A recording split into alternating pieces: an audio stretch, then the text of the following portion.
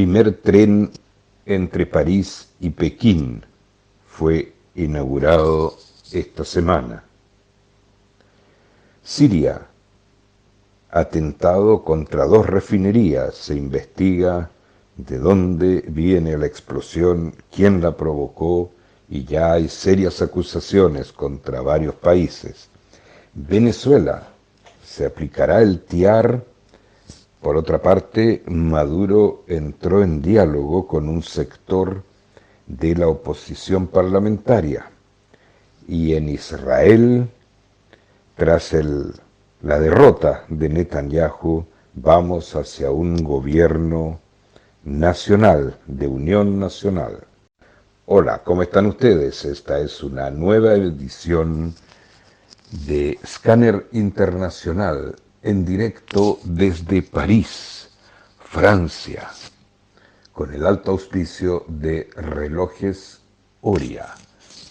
Scanner Internacional está presente aquí en París, Francia, para asistir a varios seminarios y ponencias de tesis en la Sorbonne, en París. Ya estaremos de regreso a nuestra América del Sur, donde habitualmente se graba en video nuestro programa. Por hoy, un audio acompañado de imágenes. Se ha inaugurado el primer tren entre París y Pekín como un punto inicial de lo que ya hemos comentado varias veces, que es la ruta de la seda. O sea, China finalmente logró su ruta de la seda por vía ferroviaria, tras la enorme oposición de Estados Unidos para que esto se hiciera. La vía férrea, por el momento, pasa por Moscú, o sea, utiliza los catetos del triángulo, porque la hipotenusa está todavía ocupada en un conflicto armado importante en Siria, en el sur de Turquía, los kurdos, pero se ha seguido avanzando, y si es que en algún momento ese conflicto armado que lleva ya tantos años y tantas víctimas viniera a terminarse, entonces el tren y luego la carretera pasarían por la hipotenusa que atraviesa Siria y Turquía para llegar a Europa. Pero por el momento ya es un hecho, ya es una realidad. La ruta de la seda, para bien o para mal, para desdicha o para felicidad de algunos o de otros, es una realidad, y este tren ya comenzó a circular con mercadería, por supuesto, que van a permitir una importante baja en la contaminación, puesto que los barcos y los aviones que llevan la mercadería entre China y Europa son, como todos los barcos y todos los aviones, altamente contaminantes. El tren es eléctrico y tiene un bajo nivel de contaminación, y además permite liberar el espacio aéreo ya tan ocupado por tantos vuelos de carga o de pasajeros. Y en Arabia Saudita todos nos preguntamos quién provocó este atentado que terminó con dos refinerías de petróleo en ese país, importante productor de petróleo en el mundo, a tal punto tan importante que tiene una incidencia en el precio. Se espera en los diferentes países consumidores un alza muy importante en el precio de los combustibles, puesto que estas dos refinerías no están produciendo ni producirán hasta los primeros días de octubre. Se dice tal vez los últimos días de septiembre, pero faltan más o menos 2 semanas para que se puedan volver a abrir, y mientras tanto hay una carencia de petróleo en el mundo, lo que hace que se esperan alzas importantes. El vicepresidente norteamericano, que fue quien representó a Estados Unidos frente a estos hechos Donald Trump por el momento no ha hecho declaraciones. El vicepresidente Pence anunció que el gobierno norteamericano había enviado al canciller Pompeo a Arabia Saudita para ayudar y ofrecer toda la ayuda que se necesite para un pronto restablecimiento de estas dos refinerías de petróleo. Estados Unidos acusa a Irán. Irán niega toda participación. Sabremos, por el momento no ha habido reivindicación del atentado. Ningún organismo ni país han reivindicado este hecho terrible que pone una buena parte del mundo en jaque por el problema financiero que significa, o que ya está significando, se siente acá en Europa, un alza importante de los combustibles, de la benzina, el petróleo, la parafina, etcétera, y por otro lado un problema de seguridad en un país que es un punto neurálgico en la producción de petróleo en el mundo y que permite, por la cantidad que produce, fijar de alguna manera el precio internacional del petróleo.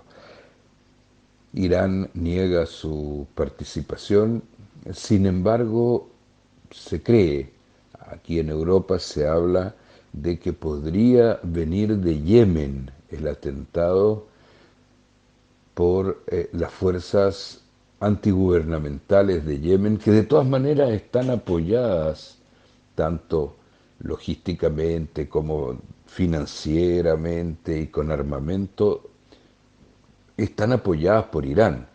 De alguna manera indirectamente Irán estaría comprometido en este atentado. Estamos a la espera de nuevas informaciones, pero aquí en Europa se habla de que hubiera venido desde Yemen y que hubieran sido las fuerzas opositoras al gobierno yemenita. Y en Venezuela se sigue hablando de aplicar este tratado TIAR, de ayuda o de intervención, más bien, de intervención en un tratado militar, en el caso de Venezuela.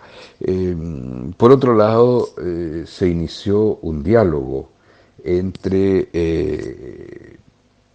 el partido de Maduro, Partido Bolivariano, y un sector de la oposición, un sector que no es tan reacio al diálogo como lo ha sido el caso de el autoproclamado presidente de Venezuela, Juan Guaidó.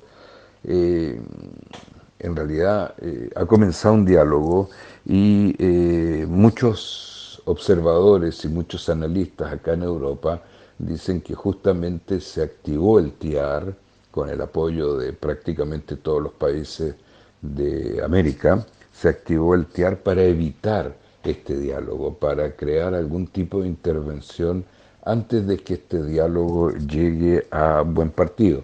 Por su parte, la Unión Europea está favoreciendo este diálogo con todas sus posibilidades. O sea, hay una oposición, digamos, entre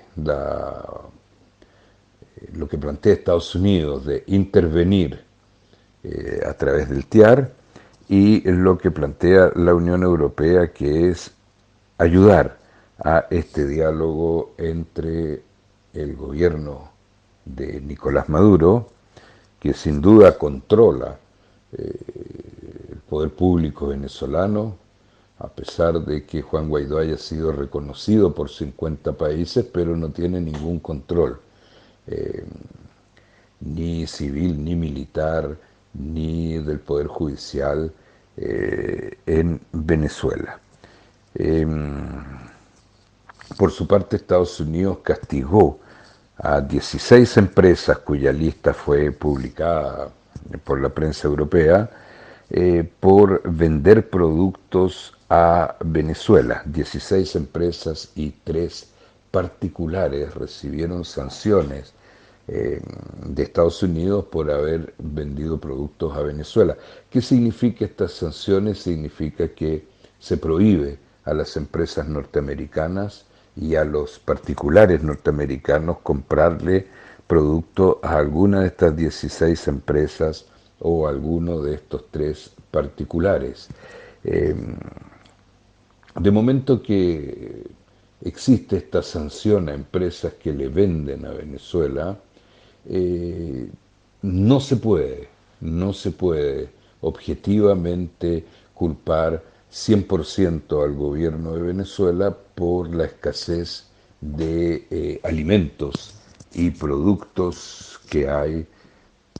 También hablamos de medicamentos, etcétera, de productos que hay en Venezuela, esta escasez, puesto que, si bien es cierto que hay una penuria extraordinaria de divisas en Venezuela, por otra parte, aquellas empresas que sí aceptan venderle a Venezuela se encuentran penalizadas por la ley de Estados Unidos que luego prohíbe comprarles.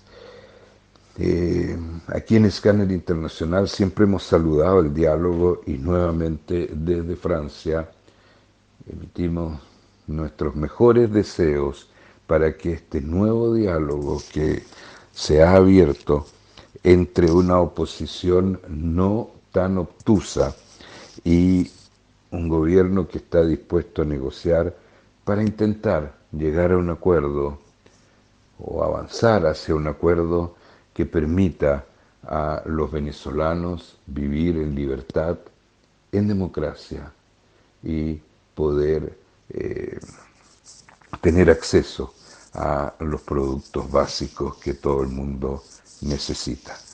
Finalmente, elecciones en Israel tras el fracaso en estas segundas elecciones del partido Likud de Benjamín Netanyahu para obtener una mayoría, se está esperando que el presidente de Israel solicite a Benny Gantz que haga una propuesta para crear un gobierno.